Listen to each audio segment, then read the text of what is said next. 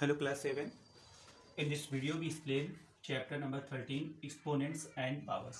In this video we explain introduction of this chapter. Okay student, तो इसका मैंने एक वीडियो आपको सेंड किया था जो क्लास 8 के लिए मैंने बनाया था, बट सेम टॉपिक था, तो आप आई होप सभी स्टूडेंट ने देख लिया होगा। तो चलिए स्टार्ट करते हैं। Exponents and power. Exponent and powers क्या होता है स्टूडेंट?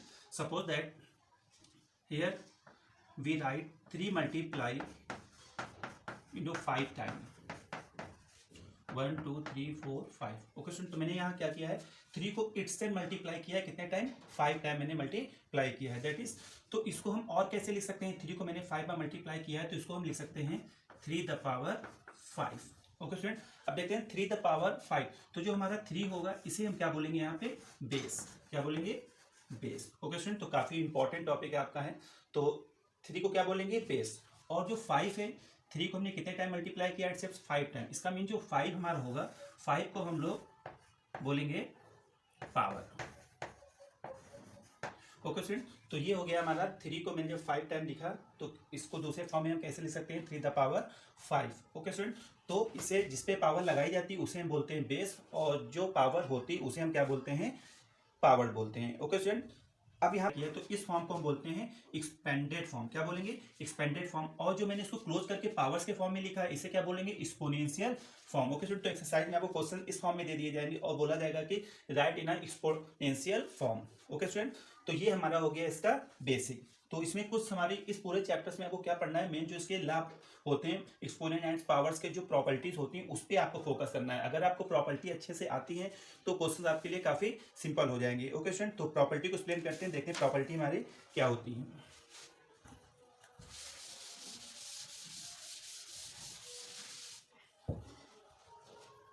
तो जो फर्स्ट हमारी प्रॉपर्टी होती है, फर्स्ट प्रॉपर्टी हमारी होती है a the power m into b the power n। Sorry, a the power n mean. अब देखिए यहाँ पे कैसे आइडेंटिफाई करना है प्रॉपर्टीज को। तो यहाँ पे जो फर्स्ट प्रॉपर्टी होगा, अगर आप किसी भी नंबर को मल्टीप्लाई कर रहे हैं और उनके बेस, अगर बेस हमारे सेम है तो पावर्स हमारी क्या हो जाएंगी? ऐड हो जाएंगी। इनटू में है तो हमारे अगर बेस सेम है तो पावर्स क्या हो जाएंगी? Added, that is a the power m plus n, कुछ इस फॉर्म में। ओके स्टूडेंट, तो फर्स्ट प्रॉपर्टी हमारी क्या हो गया?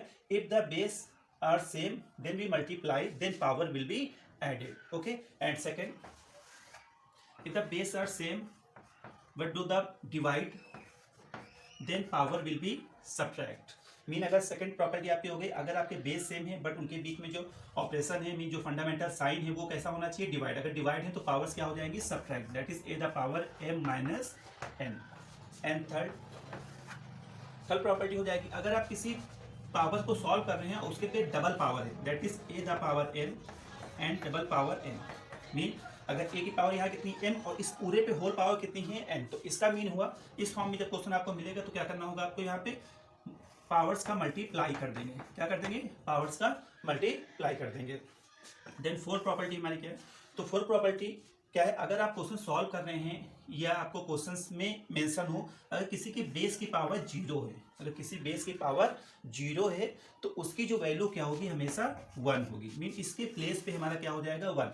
मीन ए की पावर 0 की वैल्यू 1 भी हो सकती है। अगर रिक्वायर्ड क्वेश्चन प्रूव कर रहे हैं वहां पे अगर आपको 0 लाना है, 1 प्रूफ हुआ है, तो वहां 1 की जगह हम 0 भी राइट कर सकते हैं। मीन ए की पावर 0 भी राइट कर सकते हैं। ओके, और फिर उसके बाद आपकी फिफ्थ है, अब देखिए अगर किसी की पावर्स अगर माइनस में, किसी बेस की पावर अगर माइनस, मोस्ट इंपॉर्टेंट पॉइंट है बेटा ये, क्योंकि ये काफी इंपॉर्टेंट है। इसमें स्टूडेंट आप लोग प्रॉब्लम करते हैं, अगर किसी बेस की पावर कितनी है? Minus, that is a the power minus m।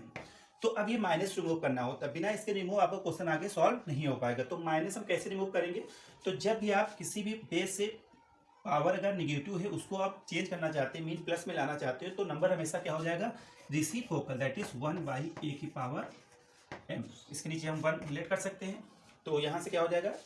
ए की पावर माइनस m बाई 1 का क्या हो जाएगा? 1 by A the power m। Mean क्या हो जाएगा? इसका मतलब रेसिप्रोकल। अब सपोज दैट आपको क्वेश्चन कुछ इस फॉर्म में मिल गया, 1 बाई एक्स की पावर माइनस n। अब यहाँ पे क्या करेंगे? तो वही रूल अप्लाई करेंगे, जो भी होगा उसका जस्ट रेसिप्रोकल। रेसिप्रोकल मीन क्या हो जाएगा? न्यूमरेटर को डिनोमिनेटर, डिनोमिनेटर को न्यूमरेटर में चेंज करना होगा, that is we write x the power n। This is your answer. Okay, अब उसके बाद लास्ट एक प्रॉपर्टी और आपकी है, देखिए यहाँ पे जो भी जितनी प्रॉपर्टी हमने एक्सप्लेन की है उसमें हमने देखा कि सभी में बेस हमारे क्या होते हैं, सेम। बट एक बिल्कुल यूनिक प्रॉपर्टी आपकी है, यहाँ पे क्या होंगे, बेस सेम नहीं होंगे, पावर सेम होंगे। दैट इज ए की पावर m इंटू बी की पावर m।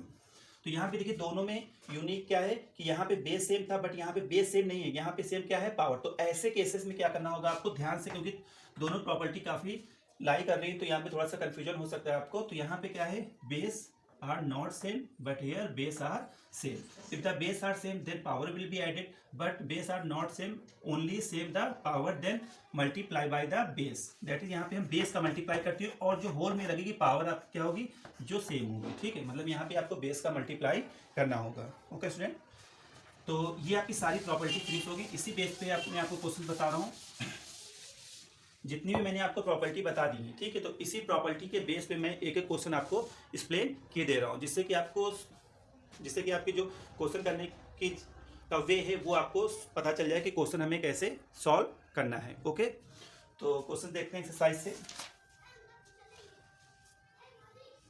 तो क्वेश्चन नंबर 1 तो काफी सिंपल, इसमें क्वेश्चन है 2 की पावर 10 फाइंड द वैल्यू। तो इसमें आपको फाइंड द वैल्यू, तो 2 को क्या करेंगे, 10 टाइम लिखेंगे, 2 इंटू 2 इंटू 2, और उसको मल्टीप्लाई करेंगे, उसका आंसर आपको मल्टीप्लाई करके लिखना होगा। For the example suppose that question number 3 11 the power 3, 11 the power 3 इसकी वैल्यू आपको फाइंड करना है। That is 11 right into 3 time 11 into 11 into 11। अब 11 को 3 से मल्टीप्लाई करेंगे 3 टाइम, 11 को 11 से, फिर जो भी आएगा उसको 11, तो 11 को 11 से करेंगे 121 into 11, again multiply by 121 into 11, that is 1331। This is your final answer. तो ये भी तो काफी सिंपल क्वेश्चन था। Then next question, question number 2 में आपको बताना है which is greater. Question number 1 है आपका 3 द पावर 5 और 5 द पावर 3। तो इसमें आप डायरेक्टली नहीं बता पाएंगे कि कौन सा ग्रेटर है, तो इसको आपको सॉल्व करना होगा। First we write the 3 the power 5, 3 into 3 को 5 टाइम मल्टीप्लाई करेंगे, 3 इंटू 3 इंटू 3 इंटू 3, 1 2 3 4 एंड 3। तो इसको सॉल्व करेंगे। Then 5 the power 3, 5 into 5 into 5। अब इसको हम क्या करेंगे, मल्टीप्लाई करके लिखेंगे। तो 3 3 जा 9, 27, 81, 81 को 3 से मल्टीप्लाई करेंगे, कितना आ जाएगा 243। एंड 5 को 3 टाइम करेंगे, 5 5 जो 25, 25 इंटू 5 125। अब यहाँ से हम डिसाइड करेंगे विच is greater, that is here 243 is greater than 125। और 243 किसकी वैल्यू थी, 3 द पावर 5 इज ग्रेटर, 125 किसकी थी, 5 the power 3। This is your answer. I hope सभी को समझ में आ गया होगा। इसके बाद क्वेश्चन नंबर 3 एक्सप्लेन करेंगे। तो क्वेश्चन अब यहाँ पे माइनस बेस जब क्वेश्चन आएंगे तब, जैसे कि मैंने ये पावर बताया कि किसी की पावर अगर माइनस है तो वो कॉन्सेप्ट अलग हो गया। अब अगर आप बेस में अगर माइनस अप्लाई हो रहा है तो यहाँ पे आपको थोड़ा सा ध्यान रखना पड़ेगा। Okay, then see the question number 4।